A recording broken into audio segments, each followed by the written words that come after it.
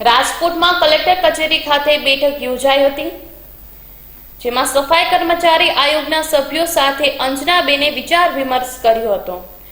Collector કચેરી ખાતે યોજાયેલી સફાઈ કર્મચારી આયોગના અધિકારીઓ અને સભ્યો સાથેની બેઠકમાં અંજનાબેને સફાઈ કર્મચારીઓના પ્રશ્નો વિગતવાર સાંભળ્યા હતા। કર્મચારીઓના ડ્રેસ તથા સફાઈ સંદર્ભોના જરૂરી સાધનો પૂરા પાડવા, લઘુત્તમ વેતન આપવા, ભરતી કરવા સહિતના પ્રશ્નો અંજનાબેને સાંભળ્યા હતા।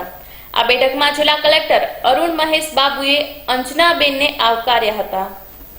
अहवाल दीपक राठौड़। का उद्देश्य सफाई कर्मचारियों और उनके आश्रितों और मैनुअल स्क्वेंजर्स के जो भी आश्रित हैं उनके पुनर्वास और उनके हित के लिए जो भी कार्य हम कर सकते हैं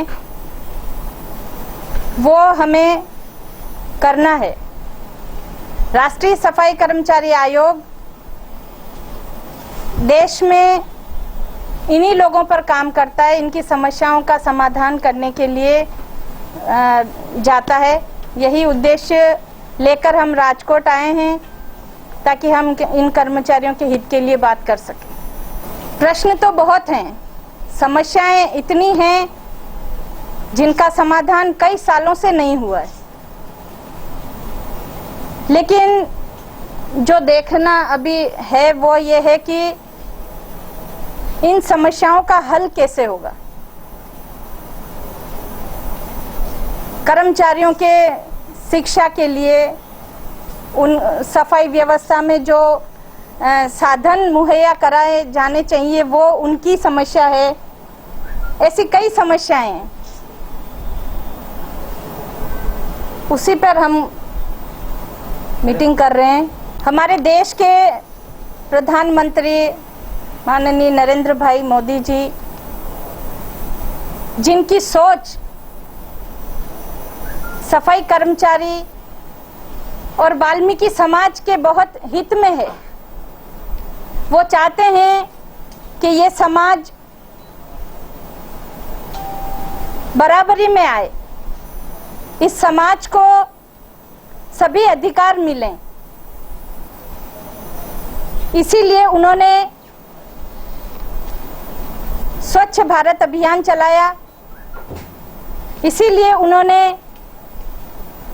इस समाज को आगे बढ़ाने की सोच लेकर मुझे कमीशन में मौका दिया और इस समस्याओं का, इन कर्मचारियों की समस्याओं का मैं आगे इसका समाधान हो उसके लिए पूरी कोशिश करूंगी। हो सकेगा प्रधानमंत्री जी से भी इस बारे में चर्चा की जाएगी, उनको हम पत्र के माध्यम से अपनी बात और कर्मचारियों की बात हम आगे रखेंगे। कर्मचारियों की समस्याएं, मेरा मानना है एक विशेष अधिकारी उन्हीं के खिलाफ ज़्यादा हो रही है। कई सालों से वो समस्याएं इसीलिए चली आ रही हैं कि अधिकारी वही हैं, समस्याएं भी वही हैं, उनके बारे में कुछ उनका कोई हल नहीं हो रहा है। मैं सोचती हूँ अगर अधिकारी को थोड़ा चेंज करके उस जगह हम किसी ऐसी सोच वाले अधिकारी को बिठाएं जो इन समस्याओं को, जो 20-20 सालों से समस्याएं चली आ रही है, उनका समाधान करने का एक मन में जज्बा लेकर बैठें, तो मेरा ऐसा मानना है कि दोबारा ये समस्याएं पैदा नहीं होंगी। कोरोना काल और बहुत छोटी छोटी समस्याएं, कोई बड़ी नहीं है, जिनको ऐसी समस्याएं जो लोकल स्तर पर निपटाई जा सकती हैं। अधिकारी बदल जाएगा तो काम भी हो जाएगा, कोशिश तो कर सकते हैं। हो सकता है कि एक्शन लेगी क्या?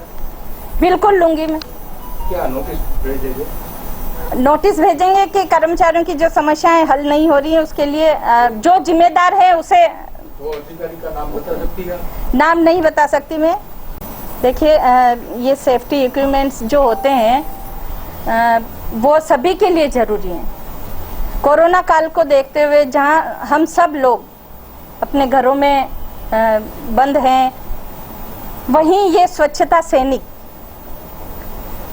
अपनी जान को जोखिम में डालकर बाहर हम लोगों की सुरक्षा के लिए, हम लोगों का स्वास्थ्य का ध्यान रखने के लिए, पूरे देश को, पूरी जगह, सब हर जगह को साफ करने के लिए घर से निकलते हैं। तो ये हमारी जिम्मेदारी बनती है कि हम इनकी सुरक्षा का ध्यान रखें, इनके स्वास्थ्य का ध्यान रखें। एसेसरीज के लिए कोई पर्टिकुलर बजट मिल सकता है क्या? ना, बजट तो कॉरपोरेशंस में होता है, इसके लिए एक्स्ट्रा बजट की जरूरत भी नहीं है, यहाँ कमी नहीं है, लेकिन देने की बात है। उनका इम्प्लीमेशन मतलब जो होना चाहिए उस चीज का, उस चीज की बात है। अगर कोई उपकरण, गमबूट, मास्क, ग्लव्स ये आपने दिए हैं, लेकिन अगर वो सिर्फ दे के रख दिए या कहीं और जगह पड़े हैं तो वो चीज फिर कुछ काम की नहीं है। और एक्चुअली में क्या, मीटिंग अधूरी हुई है, अभी बाकी हैं पॉइंट्स जो करने हैं। और जो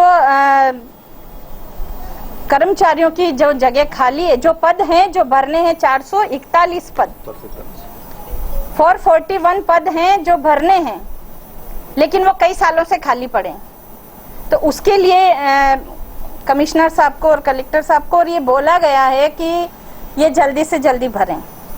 और क्षेत्रफल के हिसाब से राजकोट महानगर पालिका में अगर कर्मचारियों की और आवश्यकता है तो उन्हें भी फिलअप किया जाए।